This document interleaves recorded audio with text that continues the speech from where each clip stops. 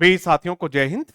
मैं आपका साथी डॉक्टर अशोक शर्मा एक बार फिर से आप सभी विनर्स का वीनस वर्ल्ड के इस ऑनलाइन प्लेटफॉर्म पर स्वागत करता हूं।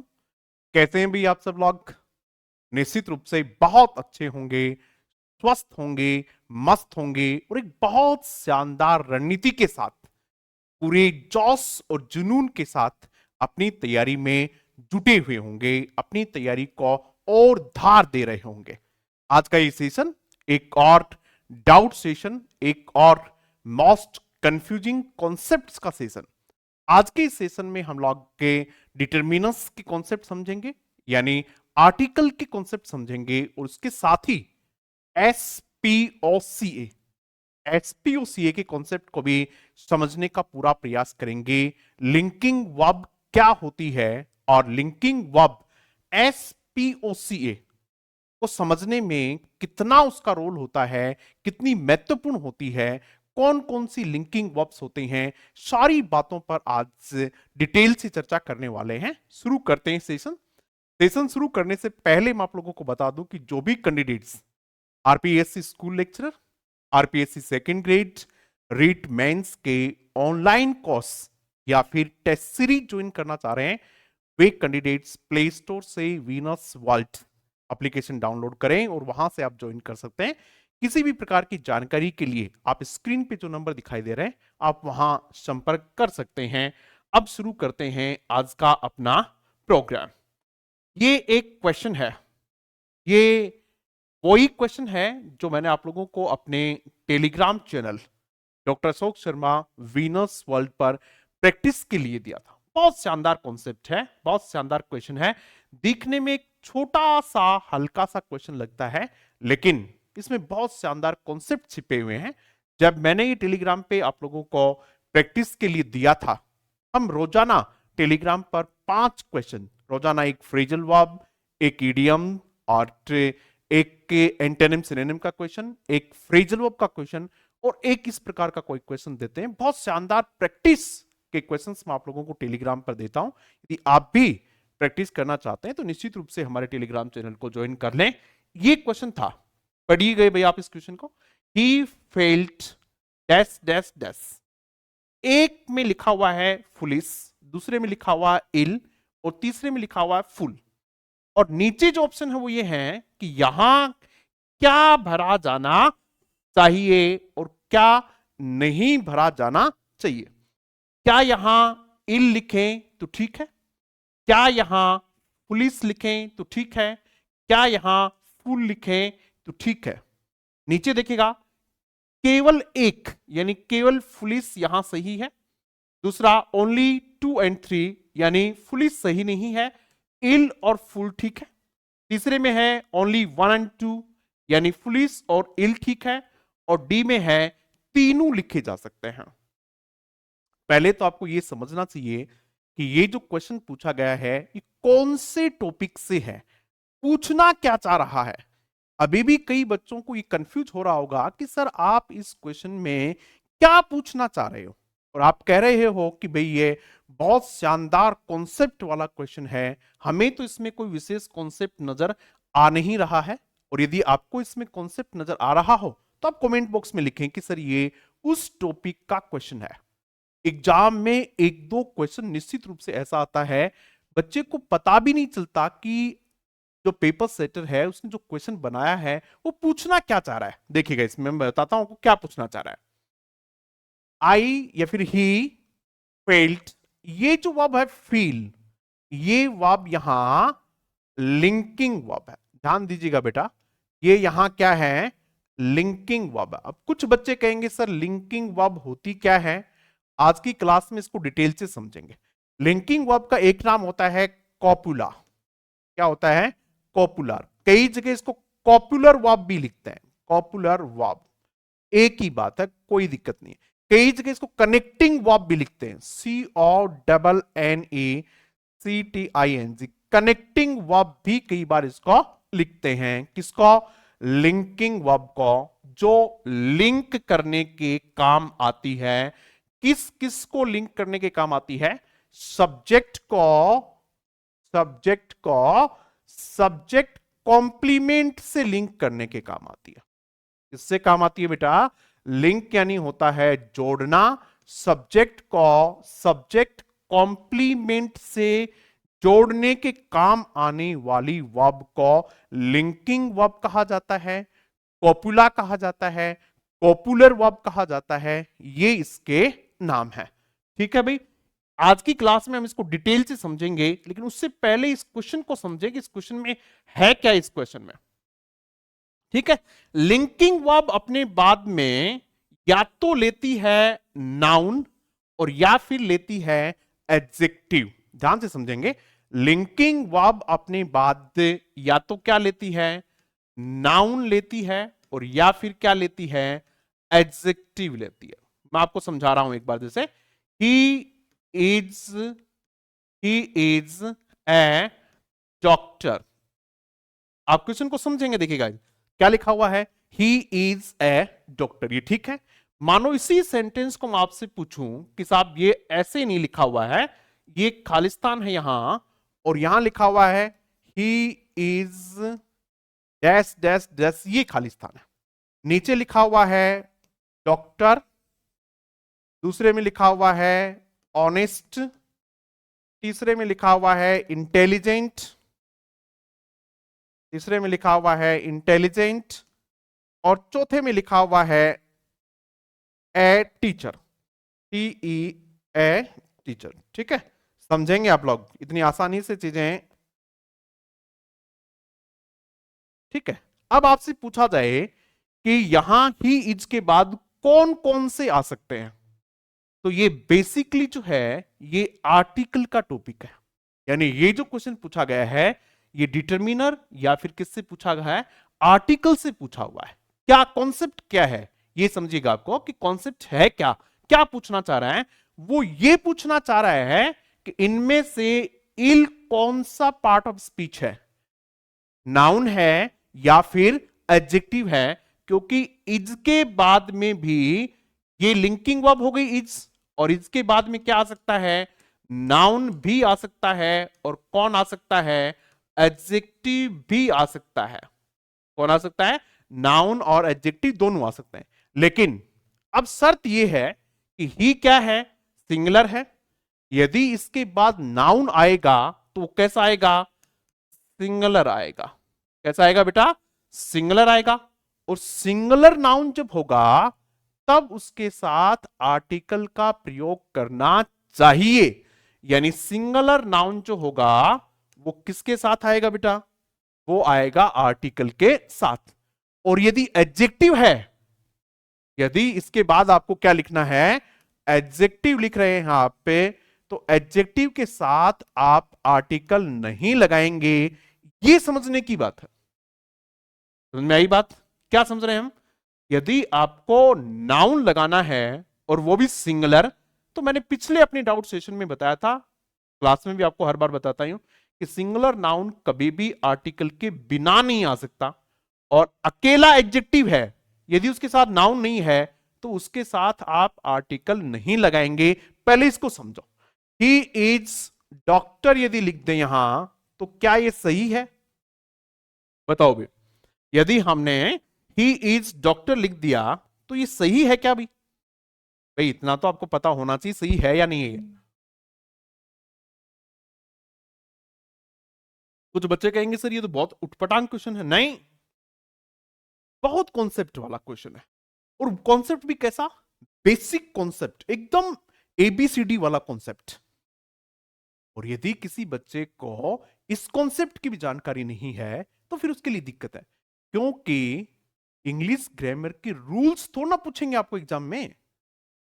रूल्स नहीं पूछेंगे आपसे, क्या पूछेंगे? उन रूल्स का एप्लीकेशन पूछेंगे। और ये बहुत सामान्य रूल का एप्लीकेशन है कि एडजेक्टिव हो तो उसके साथ फिर आर्टिकल लगाने की आवश्यकता नहीं है। अब डॉक्टर जो है ये सिंगुलर नाउन है, समझना रे बेटा? सिंगुलर नाउन है, और सिंगुलर नाउन है इसका मतलब ये क्या होना चाहिए था? ये डॉक्टर नहीं होना चाहिए था, बल्कि क्या होना चाहिए था? ए डॉक्टर होना चाहिए। क्या ये बात समझ में आई आपके? क्लियर हो गई बात? यानी ये नहीं आना चाहिए। दूसरा देखिएगा, दूसरा है इसमें ऑनेस्ट। क्या है भाई? ही के बाद में आपको ये कहा गया है कि आप पे ऑनेस्ट को लगा दें। इज तो हम न्यू रखेंगे इसके साथ, और कहा गया है कि ही इज ऑनेस्ट। ऑनेस्ट जो है वो नाउन नहीं है। क्या नहीं है? नाउन नहीं है। क्या है? एडजेक्टिव है। क्या है? एडजेक्टिव। और यदि एडजेक्टिव है तो ये सीधा क्या लिखना चाहिए? ऑनेस्ट लिखना चाहिए। ही इज ऑनेस्ट, बस इतना ठीक है। क्लियर होगी बात? यदि ऑप्शन में ये होता कि ही इज एन ऑनेस्ट तो ये गलत होता, ये सही नहीं होता। लेकिन और समझिएगा, यदि ये ऐसा होता, कैसा होता भैया? यदि यहां आपके पास लिखा होता he is honest teacher, he is honest teacher, तब क्या लिखते भी आपने? मानो यहां ऑनेस्ट भी है पहले, ही इज ऑनेस्ट टीचर, तब आप अकेला ऑनेस्ट नहीं लिखते, क्या लिखते? He is an honest teacher, क्योंकि टीचर नाउन है और सिंगुलर है, इसके लिए आपको आर्टिकल चाहिए, तो क्या आएगा? एन आएगा। आप कॉन्सेप्ट समझ रहे हैं ना मैं क्या समझने की कोशिश कर रहा हूं? मैं ये समझाने की कोशिश कर रहा हूं कि ध्यान दें कहां आर्टिकल का प्रयोग करना चाहिए और कहां नहीं करना चाहिए। दूसरा इक्वेशन कौन से कॉन्सेप्ट का है? पार्ट्स ऑफ स्पीच का है कि आपको पता तो हो, क्या पता हो कि ऑनेस्ट एडजेक्टिव है या फिर नाउन है, इस बात की जानकारी तो हो आपको। और यदि जानकारी नहीं है तो फिर क्वेश्चन गलत होने हैं। आप मान के चलिएगा कि अंग्रेजी में जो बच्चे फेल होते हैं कि एक बड़ी वजह यह होती है कि उनके बेसिक्स क्लियर नहीं होते हैं। और जब तक आपके बेसिक्स क्लियर नहीं होंगे, आप चाहे कितनी ही किताबें पढ़ लीजिएगा, आपका मामला सेट हो पाए इसमें बड़ा संदेह मुझे लगता है। छोटी छोटी चीजों को सुधारिएगा। चलो नेक्स्ट बढ़ते हैं आगे चीजों को। तीसरा है इंटेलिजेंट। अब कई बच्चों को लगेगा कि साहब इंटेलिजेंट के साथ तो एन लगाएंगे, लेकिन इंटेलिजेंट के साथ भी यहां एन नहीं आएगा। ही इज, आपके पास दो ऑप्शन है, INTELLIGENT। एक इंटेलिजेंट ऑप्शन है और दूसरा है एन इंटेलिजेंट। इस दूसरा है एन इंटेलिजेंट, तीसरा है an intelligent student. An intelligent और ठीक है, एन इंटेलिजेंट स्टूडेंट है। और तीसरा है केवल, चौथा है एन इंटेलिजेंट। ये तो ऊपर लिख ही दिया, चलो ठीक है।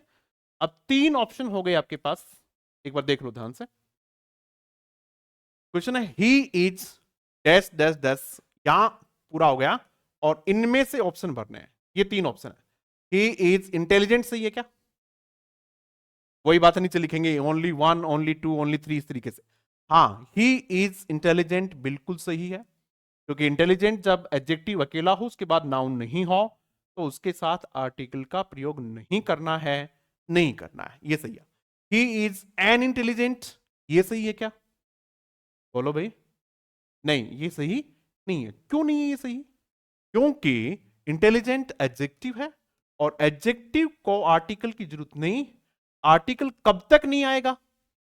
जब तक आपके पास नाउन नहीं है, आर्टिकल का प्रयोग आप नहीं करेंगे। तीसरा देखिएगा, एन इंटेलिजेंट स्टूडेंट ठीक है क्या? हाँ, यहां स्टूडेंट है, ये ठीक नहीं है, और इसलिए हमने यहां एन लगा दिया इंटेलिजेंट से पहले। क्या ये कॉन्सेप्ट बिल्कुल क्लियर हो गया? बोलो भाई, क्या ये कॉन्सेप्ट हम इसको बिल्कुल क्लियर माने एकदम? चलो अब आते हैं इस क्वेश्चन पे। अब ज्यादातर बच्चों का दिमाग के चला होगा कि सर वाह, क्वेश्चन तो ये था। इसमें क्वेश्चन पूछा क्या था? ये पूछना चाह रहे थे इसमें। अब समझो आप, ही फेल्ट इल क्या है पहले तो ये बताओ। इल एडजेक्टिव, पहला काम ये है कि आपको इल का पता होना चाहिए। इल कौन सा पार्ट ऑफ स्पीच है? एडजेक्टिव है। आप ऐसे लिखेंगे, he is ill, he felt इल, ऐसा लिख सकते हैं, he felt ill, he became ill, he became ill, ऐसा भी लिख सकते हैं। लेकिन इल जो है एडजेक्टिव है, कहीं भी आर्टिकल का प्रयोग नहीं है, इसलिए इल यहां लिखा जा सकता है। समझ में आ गई बात? इल का प्रयोग कर दें कर दें, कोई समस्या नहीं है। आगे बढ़ते हैं चीजों को लेके। दूसरा देखिएगा इसमें क्या है, फूल, सॉरी फुलिस है। क्या है? फुलिस, दूसरा फुलिस है। फुलिस वर्ड जो है वो भी एडजेक्टिव है, वो भी एडजेक्टिव। He is foolish. थोड़ी पार्ट्स ऑफ स्पीच की जानकारी होगी तब चीजें क्लियर होंगी, थोड़ी डिक्शनरी भी कंसल्ट किया करो, कौन सा वर्ड कौन सा, वहां पता चल जाता है। ही इज फुलिस, ये सही है। यदि अगर आपने ऐसा लिखा ही इज ए फुलिस, तो ये क्या हो जाएगा? इनकरेक्ट हो जाएगा। He is a foolish man, he is a foolish, तब तो ठीक है, तो ठीक है। ए लिख दिया हमने किसकी वजह से? मैन की वजह से, ठीक है। लेकिन अब इंपॉर्टेंट बात यह है कि यानी ये भी आ सकता है, ये भी आ सकता है। तीसरा देखिएगा, फूल जो है ये एडजेक्टिव नहीं है, ये नाउन है, और नाउन में भी काउंटेबल नाउन है। फूल जो है वो नाउन है, ध्यान से समझिएगा चीज को, जो मैं समझाना चाह रहा हूं वहां तक आपको पहुंचना चाहिए।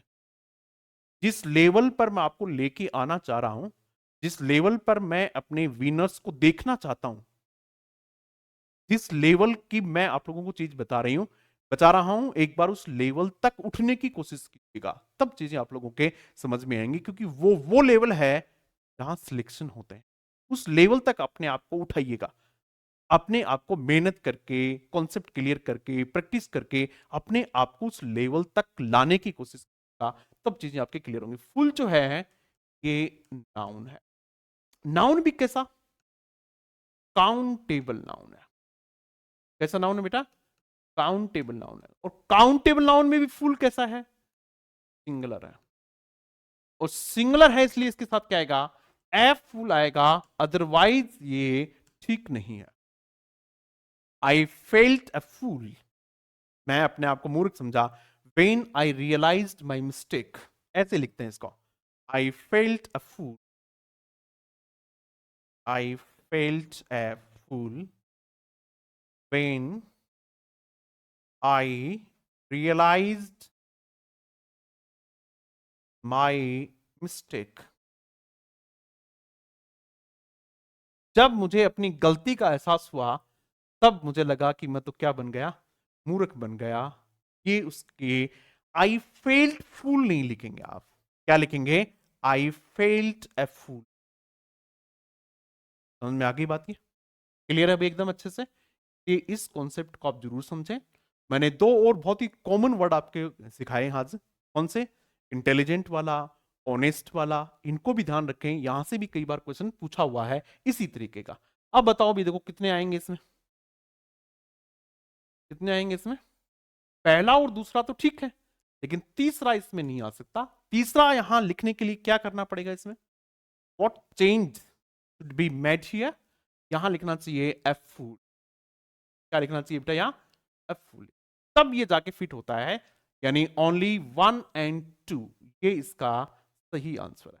Only 1 and 2। क्लियर हो गया भाई? ईमानदारी से बताना कितने बच्चों का कॉन्सेप्ट के साथ सही हुआ। ऐसे नहीं कि तुक लगा दी कि सर सी सही है और सी सही भी हो गया, वो एक अलग बात है। कितने बच्चों को पता था कि सर ये कॉन्सेप्ट वाला है और इस कॉन्सेप्ट में ये क्लियर हुआ, तब मेरा जाके क्लियर हुआ। अब यहां एक चीज और है, अभी हम जिक्र कर रहे थे feel verb. He felt ill, he felt foolish, और ही फेल्ट ए फूल, ये तीनों तो सही है। ही फेल्ट ए, ये तीनों सही है। अब आज हमने जिक्र किया था कि आज आपको थोड़ा सा एसपीओसीए के बारे में बताएंगे। एसपीओसीए से क्या मतलब होता है? Element of a sentence, elements of a sentence. एक सेंटेंस के एलिमेंट होते हैं, कई जगह इसको क्लोज एनालिसिस कहा जाता है। यानी एक क्लोज में जो एलिमेंट है वो क्या है? सब्जेक्ट है, पीक ऑफ वी लिख सकते हैं, प्रेडिकेटर वर्ब लिख सकते हैं, ओ सी ए, ये आप जानते हैं। तो ये जो हुआ ही फेल्ट इल, इसका क्या पैटर्न बना?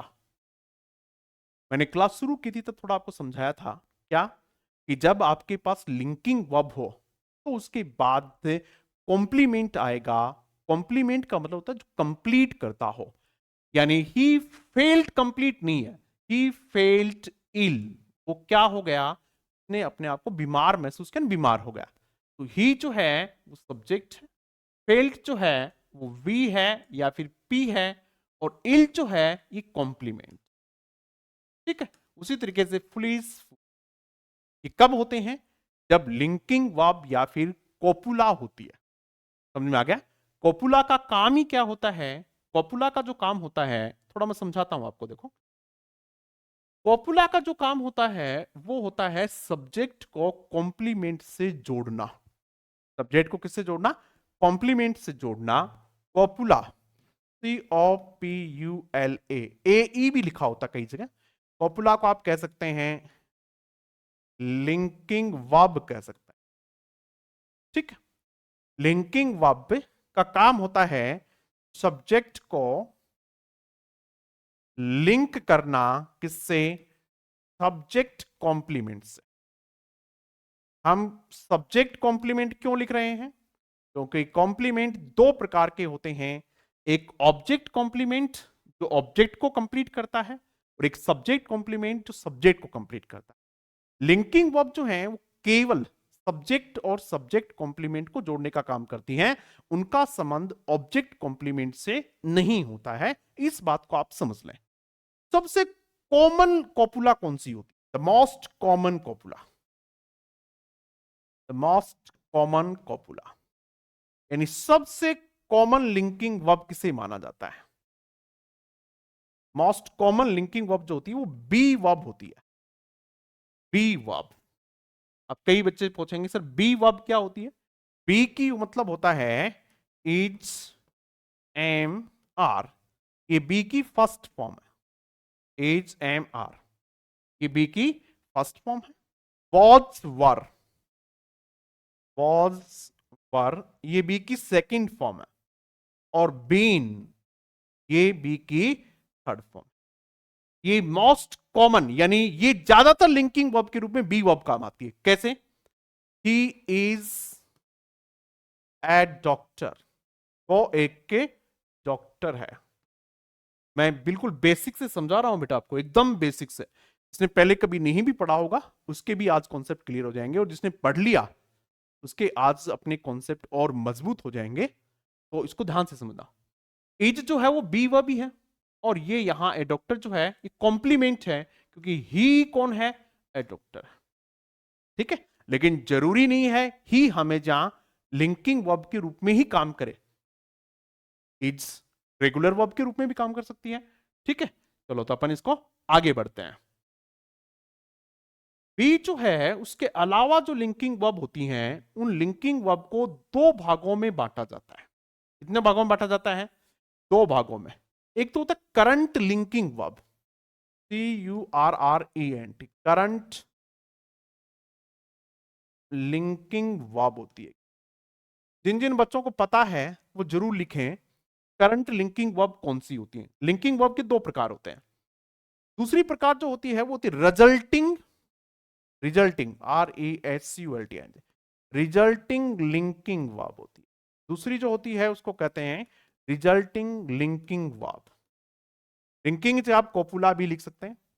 करंट में कौन कौन सी होती हैं, जैसे सीम, प्रतीत होना।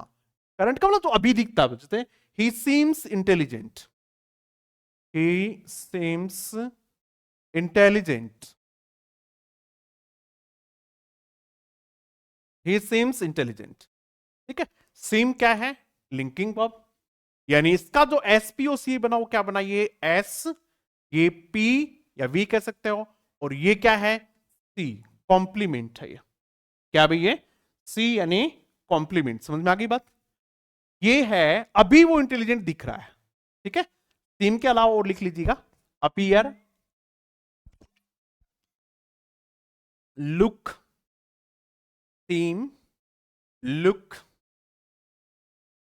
Look, appear. ये जो वर्ब हैं और भी हैं, इस प्रकार की वर्ब जो हैं ये करंट लिंकिंग वर्ब कहलाती हैं। दूसरा प्रकार जो है रिजल्टिंग, यानी इसमें कोई चीज बन रही होती है, जैसे बिकम, BECOME, बिकम इसमें होती है, ग्रो इसमें होती है, गेट इसमें होती है, टर्न इसमें होती है, TURN टर्न, और भी कई वर्ब इसमें होती हैं। ये सारी की सारी जो होती हैं ये रिजल्टिंग लिंकिंग वर्ब होती है। जैसे he became a teacher, he became a teacher, वो क्या बन गया बेटा, एक टीचर बन गया, यानी बना है, वो रिजल्ट बना है, रिजल्ट आया उसका, ठीक है, यानी पहले नहीं था अब बनाया है, इसलिए इसको रिजल्टिंग लिंकिंग वर्ब कहते हैं। ही और टीचर कौन है, एक ही है, ठीक है, तो ही इसमें क्या है, सब्जेक्ट है, और ये जो आपकी है लिंकिंग वर्ब है, और ये आपका क्या है, कॉम्प्लीमेंट, ठीक है। ही गॉट एंग्री, तो गुस्सा आ गया, he got angry, he got angry, he got angry, ठीक। गॉट जो वर्ब है ये क्या है, लिंकिंग वर्ब है यहां, लेकिन एक बात और देखना, जरूरी नहीं हमेशा ये लिंकिंग वर्ब ही हो, आपको पहचानना पड़ेगा कि लिंकिंग वर्ब है कि लिंकिंग नहीं है। जैसे he got the first division, he got the first division, he got the first division. अब यहां गॉट जो है वो लिंकिंग वर्ब नहीं है, यहां तो उसने प्राप्त किया है, क्या प्राप्त की है, फर्स्ट डिवीजन, तो यहां आपकी ये ट्रांजिटिव वर्ब है। कैसी वर्ब है बेटा, ये आपकी ट्रांजिटिव वर्ब है, लेकिन यहां ट्रांजिटिव नहीं है, यहां उसने कुछ प्राप्त नहीं किया है, यहां तो वो खुद क्या हो गया है, एंग्री हो गया, यानी ही और एंग्री को जोड़ने का काम कर रही है गॉट। समझ में आगे बात, ये आपके लिंकिंग वर्ब के दो प्रकार थे।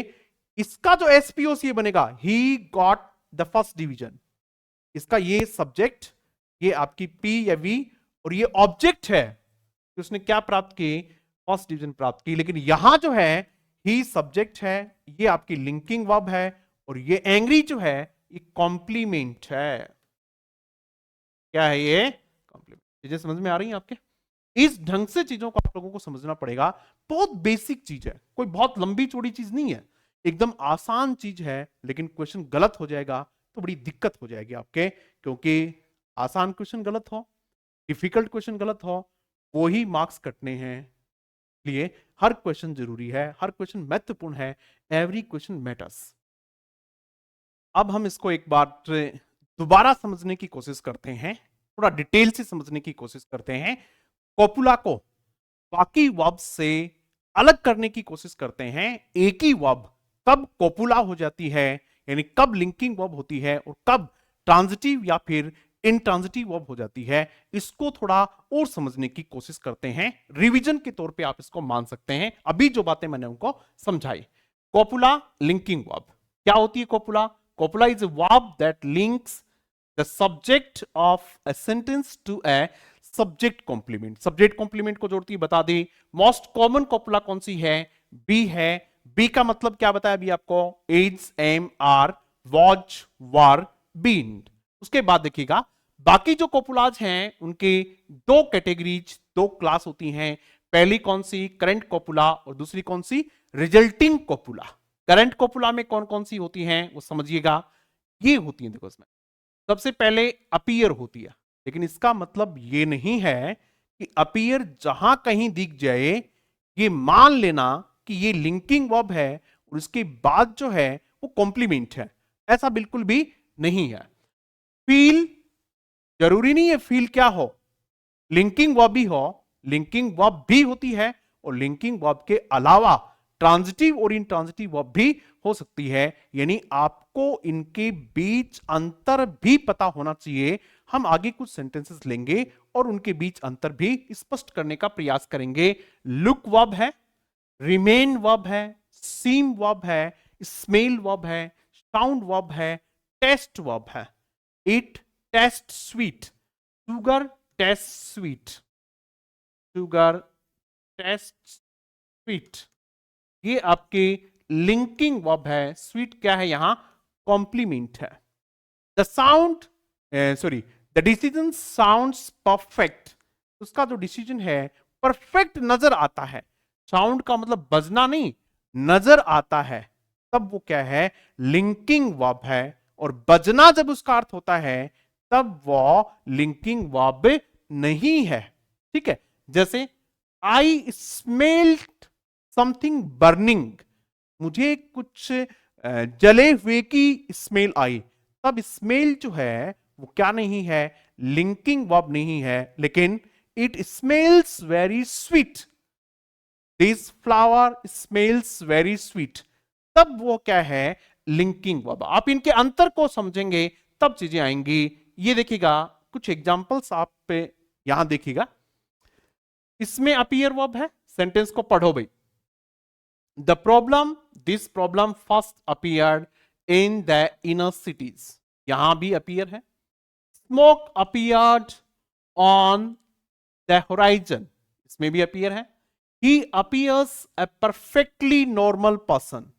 He appears, यहां भी अपीयर है, यहां भी अपीयर है, यहां भी अपीयर है। अब तीनों अपीयर को देखें और ये पता करें कौन से सेंटेंस में अपीयर जो है वो लिंकिंग वर्ब के रूप में है। जहां लिंकिंग वर्ब के रूप में है वहां उसके बाद कॉम्प्लीमेंट है।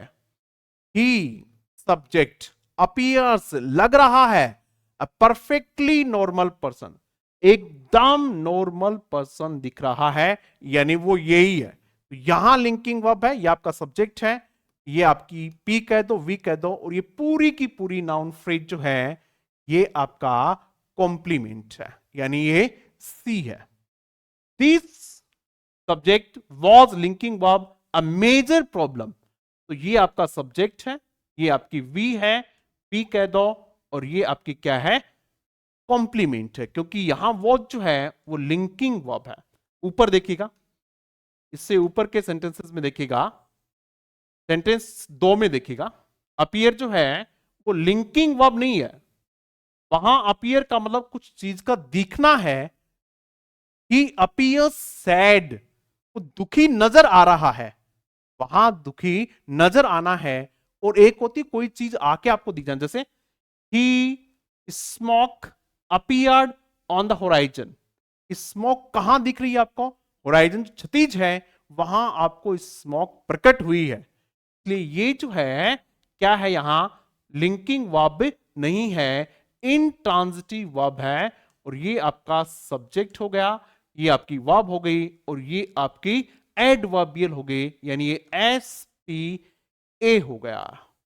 क्लियर है? ऊपर वाला देखिएगा, दिस प्रॉब्लम जो है सब्जेक्ट है, अपीयर्ड प्रकट हुई, इन द इनर सिटीज ये वर्ब है इंट्रांजिटिव, और ये आपकी क्या है, एडवर्बियल। कहां प्रकट हुई, ये इन इनर सिटीज में प्रकट हुई, तो ये तो ए आ गया एडवर्बियल, अपीयर्ड जो है ये वर्ब आ गई, फर्स्ट ये भी एडवर्ब है, फर्स्ट भी क्या है, एडवर्ब। समझ में आ रहा है अभी?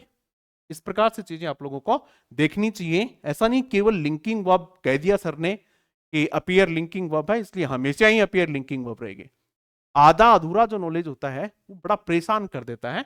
और देखते हैं एक दो एग्जांपल, हम देखिएगा, ये देखिएगा, she felt a sharp pain in her hand, उसको अपने हाथ में एक तेज पेन महसूस हुई।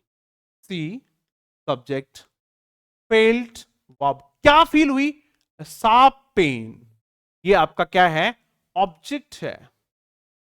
कहां, इन हार इनर हैंड, ये आपकी एडवर्बियल है, यानी ये लिंकिंग वर्ब नहीं है। आई सब्जेक्ट कैनॉट फील, मुझे नहीं महसूस हो रही है उसकी पल्स, उसने यहां हाथ लगा के देखा कि उसकी पल्स मुझे तो नहीं लग रही कि चल रही हैं, तो ये क्या है आपके, ये लिंकिंग वर्ब है। और हिज पल्स जो है वो ऑब्जेक्ट है। नीचे देखिएगा, आई फील सॉरी, सॉरी आप ही हैं, ये आपका एडजेक्टिव है, इसलिए यहां फील जो है वो लिंकिंग वर्ब है। यहां फील क्या है, लिंकिंग वर्ब है। समझ में आई कुछ? ये कॉन्सेप्ट जो है ये आपको बहुत गहराई से पढ़ लेना चाहिए। जब मैंने आप लोगों को एसपीओसी पढ़ाए थे कोर्स में, तो इन चीजों को हमने बहुत डिटेल से समझा था, और ये आवश्यक है इनके बीच के अंतर की प्रैक्टिस करना। अदरवाइज कंफ्यूज हो जाएंगे। सी फेल्ट बिट्रेड, उसने अपने आप को ऐसा लगा कि धोखा हुआ है। तो ये सी क्या है, सब्जेक्ट है, फेल्ट क्या है, वर्ब है, और बिट्रेड जो है ये कॉम्प्लीमेंट है। आ गई बात यहां। तो ये जो फील वर्ब है ये लिंकिंग है, ये फील लिंकिंग है, और ये दोनों फील जो वर्ब हैं ये क्या नहीं है, लिंकिंग नहीं है, ये ट्रांजिटिव वर्ब है जो अपने बाद ऑब्जेक्ट ले रही है। एक बार दोबारा समझ लेना इसको, वीडियो को रोक के दोबारा देख लेना, चीजें स्पष्ट हो जाएंगी, एकदम क्लियर। और एग्जांपल लेते हैं, और मेरा तो ये मानना है कि जितनी भी वर्ब्स हैं इन सभी वर्ब्स की करना आप लोग, इन सभी वर्ब्स का अंतर स्पष्ट कर लेना, अदरवाइज दिक्कत हो जाएगी। चलो एक और लेते हैं। अच्छा, रिजल्टिंग कॉपुला देखते हैं अब। अभी तो हमने कौन सी देखी थी, करंट कॉपुला। रिजल्टिंग में देखिएगा, बिकम, गेट, गो, ग्रो, टर्न, मेक। कई बच्चे कहेंगे सर क्या गो भी लिंकिंग वर्ब होती है? क्या गो के बाद भी कॉम्प्लीमेंट आ सकता है? आ सकता है। ही हैज गॉन मैड, वो पागल हो गया है, वो पागल हो गया है। इसकी जो अंग्रेजी होती है वो इस तरीके से होती है, ही हैज गॉन मैड। और यहां जो वर्ब है गॉन, ये लिंकिंग वर्ब है। कौन सी वर्ब है बेटा? Linking verb. और मैड जो है एडजेक्टिव है जो कि क्या है, कॉम्प्लीमेंट है। क्या है? कॉम्प्लीमेंट। लेकिन he is going to Jaipur, यहां लिंकिंग वर्ब नहीं है, he is going to Jaipur. ठीक, देखिएगा, मार्केट इज ग्रोइंग रैपिडली, पहले ग्रो वर्ब ली हमने, मार्केट बढ़ रहा है तेजी से। इस सेंटेंस में ग्रो जो वर्ब है, मार्केट आपका सब्जेक्ट, ग्रो आपकी वर्ब, यहां इंट्रांजिटिव वर्ब है। ध्यान से समझना भाई, इंट्रांजिटिव वर्ब है, रैपिडली यानी तेजी से, यानी कोई ऑब्जेक्ट नहीं है यहां, और ये लिंकिंग भी नहीं है। दूसरा देखिए, people grow rice in UP, people क्या है आपका सब्जेक्ट, ग्रो उगाते हैं, क्या उगाते हैं, राइस, ये ऑब्जेक्ट है। यानी आपका सब्जेक्ट, ये वर्ब, ये ऑब्जेक्ट, और इन यूपी क्या है, ए है, यानी एस वी ओ ए है। ये क्या है, ये एस वी ओ ए। लेकिन नीचे देखिएगा, ही, ये आपका सब्जेक्ट, हैड ग्रॉन, हैज ठीक रहता, ही हैज ग्रॉन। ओल्ड, वो बुढ़ा हो गया है, इसकी अंग्रेजी क्या होती है? अरे भाई समझोगे तभी तो चीजें बढ़ेंगी आगे। अब अपनी समस्या ये है कि बच्चों को अंग्रेजी में, ज्यादातर बच्चों के बेसिक्स क्लियर नहीं है, और बेसिक्स क्लियर नहीं होने की वजह से उनको बड़ी दिक्कत आती है। बच्चा मेहनत भी बहुत करता है, वो चाहता भी बहुत है कि सर मैं बहुत पढ़ना चाहता हूँ, 8-8, 10-10, 12-12, 15-15 घंटे में पढ़ लूंगा, लेकिन बेटा बेसिक्स क्लियर नहीं होंगे तो पढ़ के कर लोगे क्या? इसलिए बेसिक्स पर काम करना जरूरी है। वह बुढ़ा हो गया है, वह बुढ़ा हो गया है, इसकी अंग्रेजी आती है, he has grown old, grown old यानी बन गया है यहां, इसलिए ये सब्जेक्ट है। he has grown जो है ये आपकी क्या है, ग्रॉन लिंकिंग वर्ब यानी वर्ब है ये, और ओल्ड जो है वो आपका एडजेक्टिव यानी कॉम्प्लीमेंट है, एस वी सी इसकी। ठीक है, चलो ये भी देखो मैंने यहां लिख भी दिया है, he is going to Jaipur, तो ही सब्जेक्ट है, इज गोइंग आपकी वर्ब है, और टू जयपुर आपका एडवर्बियल है। लेकिन ही हैज गॉन मैड, अभी समझाया था इसको।